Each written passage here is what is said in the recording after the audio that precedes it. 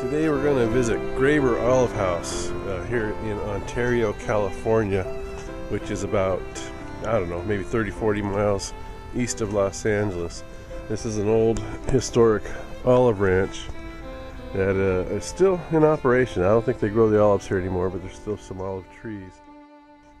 So we're going to go check it out, and starting off with this little museum just up here on the right where you see that little rusted out piece of equipment right there.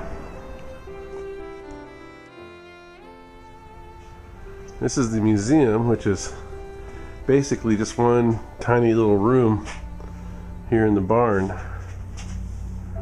So let's see what they've got in here. So what do we got down here? Oh, button hook. Oh, it's not just olive stuff. It's like here, like shoe button hooks and little carpenter's tools. There's a hornet's nest. Hornet's nest. Where? Oh yeah, over here. You got a hornet's nest. Oops, sorry, Tim. I remember having hornet's nest on. We get them every summer under our garage down in South El Monte. Remember that, hon? Kraut cutter for cutting cabbage for sauerkraut. Looks like a mandolin. So we got over here. This is the olive grading machine. I guess they'd sort the olives here on this machine.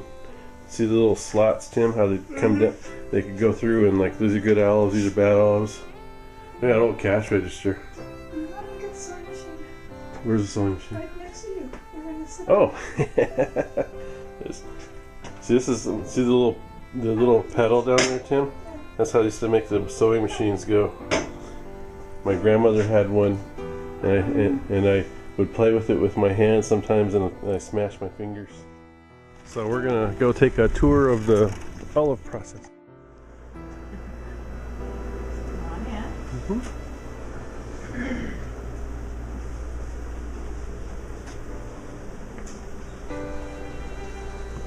Can you fit through there, Tim? I think it's good. Okay. Should be good throughout. Olives are first brought when they come from the ranch. By the way, we have that 80-acre ranch that's just north of Bakersfield. We grow the olives up there and bring them down here each fall, starting usually in about mid-October as they ripen, to be cured and canned. On this top table past the graders, who pick through them and take out any that have bruises or split skins. Anything that's not suitable for canning is removed at the top table.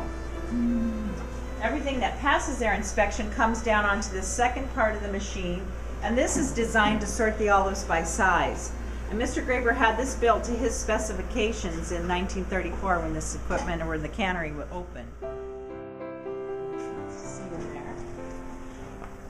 This is the vat room, and just a view here from the door into the vat room. There are 550 concrete vats in this room. Oh my gosh. And the olives, and you can see the vats in rows here, and the salt that's built up along the side of the vat from 82 years worth of use.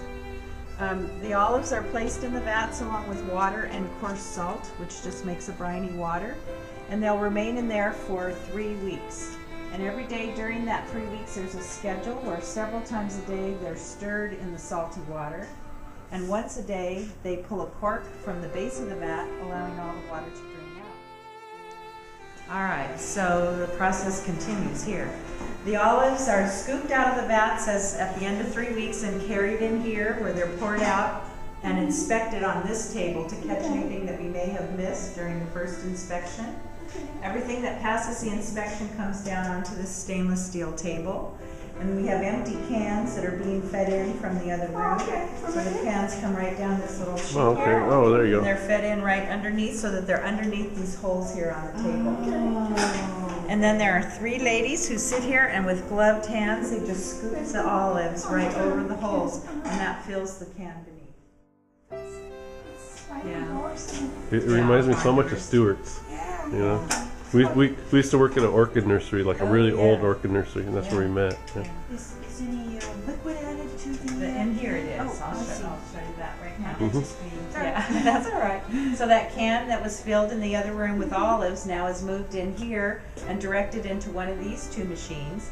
Inside the machine, it'll get a squirt of hot water that comes from that big tank in the back. Oh, okay. So that's the only liquid we add is water.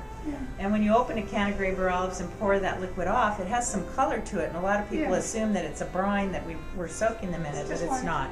It's just water, and what's in the olive has kind of gone back into the water. So the water is added, and then the can passes through this area where the lid will be dropped down on top, and then the lid is crimped on by the machine, so that when the can rolls down here, the top lid on the can is just like the bottom seal from the factory. It's been crimped, and just like any can in your pantry, it's completely airtight.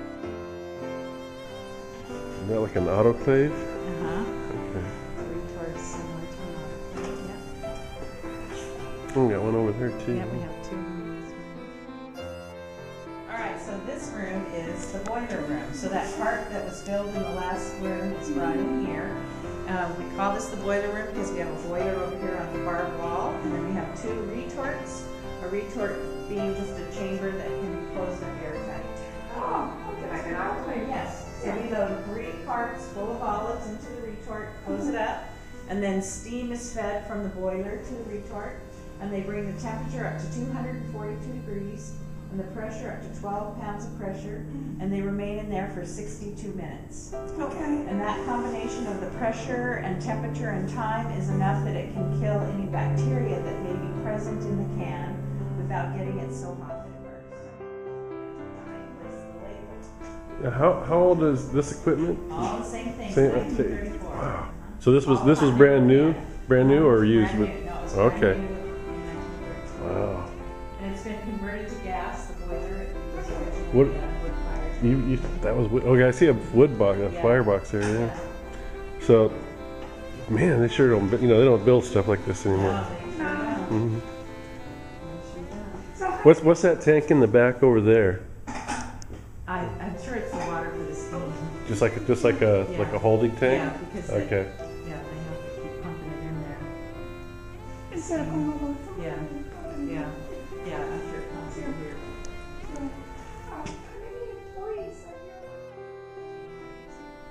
So the cans are just rolled, or the carts are rolled right up here. The cans are loaded into the machine, where they just roll into the machine, pass an area where they get some hot glue, spread across, and then past the stack of labels that gets wrapped around the can and adhered to the can. Did it upside down. And then the labeled can will roll out on this end and is dropped into boxes like this one here that we then store in our warehouses here for sale from our shop.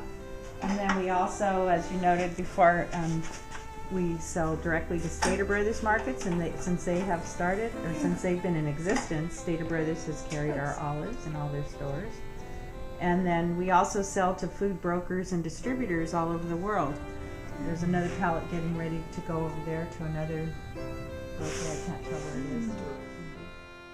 After the tour, it's back here in the gift shop where we can find everything for sale, including olives and olive oil. You think that was an interesting tour, Tim? Yeah. Yeah? Out here on the grounds of the olive farm, you got the ranch, and if you look over here, way back in the 19th century when the original Mr. Graber bought the land, it was an orange grove. So back here, you can still see a little piece of that original orange grove. Still some fruit on the trees. That's the house where the Graber family lives. And then over here is a little lawn area with some exhibits.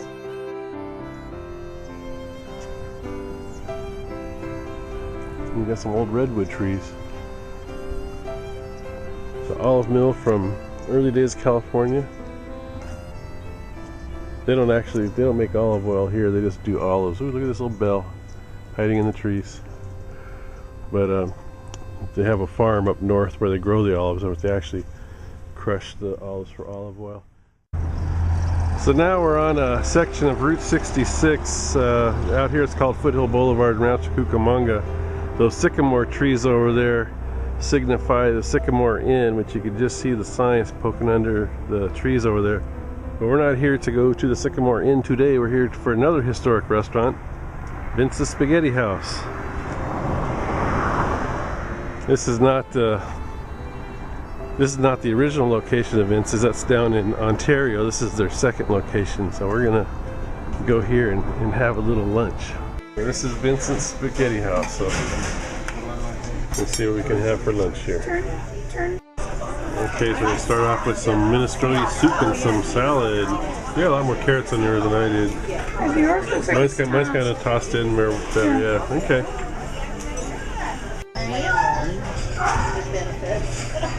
The Monster lunch plate right here. Spaghetti lunch plate.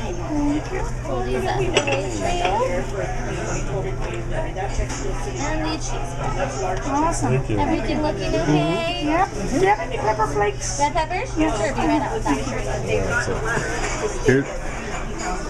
Here's what we're having for lunch. Tim's got his masticcioli with meat sauce. Lady's got spaghetti and meat sauce? Spaghetti with meat sauce. Meat sauce, there you go. Got the cheese bread, and I'm having the French dip here. So we'll see how this goes.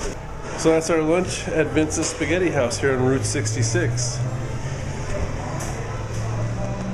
And that'll also conclude our day trip out to the Inland Empire to see a little bit of Ontario history.